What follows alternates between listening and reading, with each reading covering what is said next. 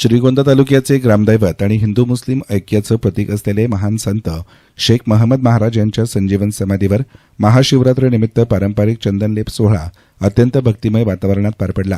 वर्षातून 5 वेळा होणाऱ्या या पवित्र चंदनलेप कार्यक्रमाला भाविकांनी मोठ्या श्रद्धेनं उपस्थित राहून महाराजांच्या समाधीचं दर्शन घेतलं। यावेळी विविध मानकरी सेवेकरी भक्तांनी आपल्या सेवाभावातून चंदनलेप विधी पार पाडत संतांप्रती कृतज्ञता व्यक्त केली। मंदिर परिसरात मंत्रोच्चार, भजन आणि नामस्मरणाच्या वातावरणामुळे संपूर्ण परिसर भक्तिसागरामध्ये न्हाऊन निघाला होता। सकाळपासूनच भाविकांनी दर्शनासाठी मोठी गर्दी केली होती। दरम्यान येत्या 27 फेब्रुवारी रोजी अमलकी एकादशी निमित्त संत शेख महम्मद महाराजांची भव्य यात्रा उत्सव मोठ्या उत्साहात पार पडेल।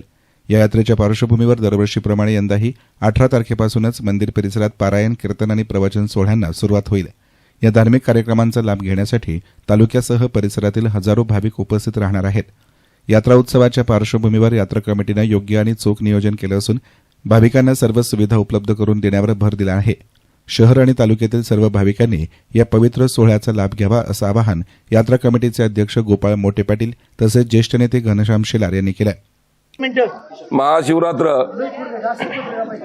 वर्षातलं 4थं चंदनलेप सद्गुरू संत शेख महम्मद महाराजांना वर्षातून 5 वेळेस आंघोळ घातली जाते। गावातील भाविक येऊन आंघोळीत स्नान करतात, ओल्या पडत्याने महाराजांना पाणी घालतात। त्यानंतर मंदिर 15-20 मिनिटं बंद केलं जातं।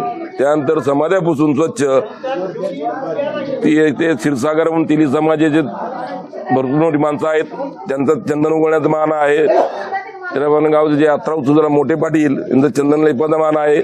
त्याबरोबर गावात सर्व मटकरी मानकरी उपस्थित भाविक भक्त उपस्थित असतात। आतमध्ये महाराजांच्या समाधीला चंदन लेप चढवला जातो। पहिली सुरुवात जी होते वर्षातनं पहिलं चैत्र पाडवा, पहिलं चंदन सकाळी 11 वाजता। त्यानंतर विजयादशमी आपला आषाढी एकादशी वर्षातलं 2रं चंदन 11 वाजता। त्यानंतर विजयादशमी 3रं चंदन सकाळी 11 वाजता।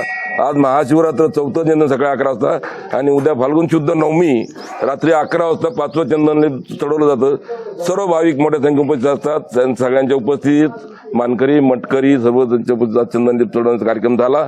तसंच आजचं चंदन झाल्यानंतर 2 दिवसानंतरच 18 तारखेला फाल्गुन शुद्ध प्रतिमेला महाराजांचा सप्ताह सुरू होईल।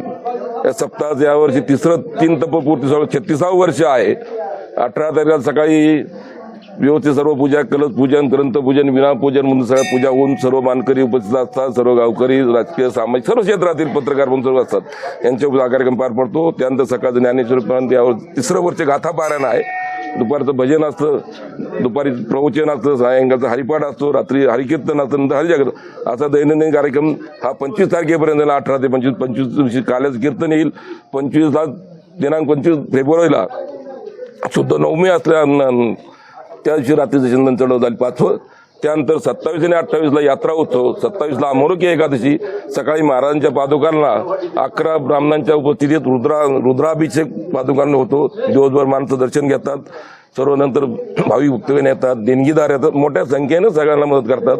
त्यानंतर दुसऱ्या दिवशी बरोबर दुपारी कुस्तीचं मैदान म्हणजे मोठा आखाडा होतो जंगी आगामार कुस्त्यांचा आणि त्या दिवशी रात्री 10 वाजता उत्तर पूजन या कार्यक्रमाची सांगत होती। आज महाशिवरात्रीच्या शुभ मुहूर्तावरती श्रीगोंदा शहराचं ग्रामदैवत सद्गुरू श्री संत शेख महम्मद महाराज यांचा चंदनलेप कार्यक्रम झाला। त्या बाबतीत अध्यक्षांनी सविस्तर या ठिकाणी सांगितलेलं आहे। वर्षभराचे 5 चंदनलेप जे आहेत ते या ठिकाणी महाराजांना होत असतात आणि त्या 5ही मुहूर्त या ठिकाणी पाटलांनी सांगितलेले आहेत। त्याचबरोबर आत्ता 18 तारखेपासून म्हणजे गेली हे वर्ष जे आहे ते 36वं वर्ष आहे। पारायण सोहळा होतो। ज्ञानेश्वरीचं पारायण यापूर्वी होत होतं। गेल्या 3 वर्षापासून त्या ठिकाणी गाथा पारायण, तुकाराम महाराजांच्या गाथा पारायण आणि प्रत्येक पारायणाच्या बरोबर ज्ञानेश्वरी पारायण असेल नाही तर गाथा पारायण असेल याच्याबरोबर योग संग्रामचं पारायण त्या ठिकाणी होत असतं। मी आपल्या माध्यमातून सद्गुरू संत शेख महम्मद महाराजांवरती निस्सीम श्रद्धा असणाऱ्या भावी भक्तांना आव्हान करील की 18 तारखेपासून जो या ठिकाणी सप्ताह सुरू होतोय आणि ज्या सप्ताहाची सांगता त्या ठिकाणी 25 फेब्रुवारीला होते, तर भाविक भक्तांनी त्या ठिकाणी गाथा पारायणासाठी आणि योग संग्रामच्या पारायणासाठी मोठ्या संख्येने उपस्थित राहावं आणि होणारा जो सोहळा आहे त्या सोहळ्याला निश्चिम श्रद्धा असणारे भावी भक्त मोठ्या संख्येने उपस्थित असतातच, परंतु आपल्या माध्यमातून देखील तारखा त्यांच्यापर्यंत जाव्यात म्हणून आपल्यालाही आवाहन करतो आणि भावी भक्तांनाही आवाहन करतो की 18 ते 25 कालखंडामध्ये होणारा हा काही सप्ताह आहे, त्या सप्ताह सोहळ्यासाठी सर्वांनी उपस्थित राहावं. रामकृष्ण हरी. संत शेख महम्मद महाराज यांच्या पवित्र संजीवन समाधीमुळे श्रीगोंदा नगरीला आध्यात्मिक वैभव लाभलं असून या यात्रेमुळे श्रद्धा, भक्ती आणि सामाजिक ऐक्याची परंपरा अधिक दृढ होत असल्याचं चित्र दिसून येत आहे. यस्तान मीडियासाठी प्रतिनिधी गणेश कांबळे, श्रीगोंदा.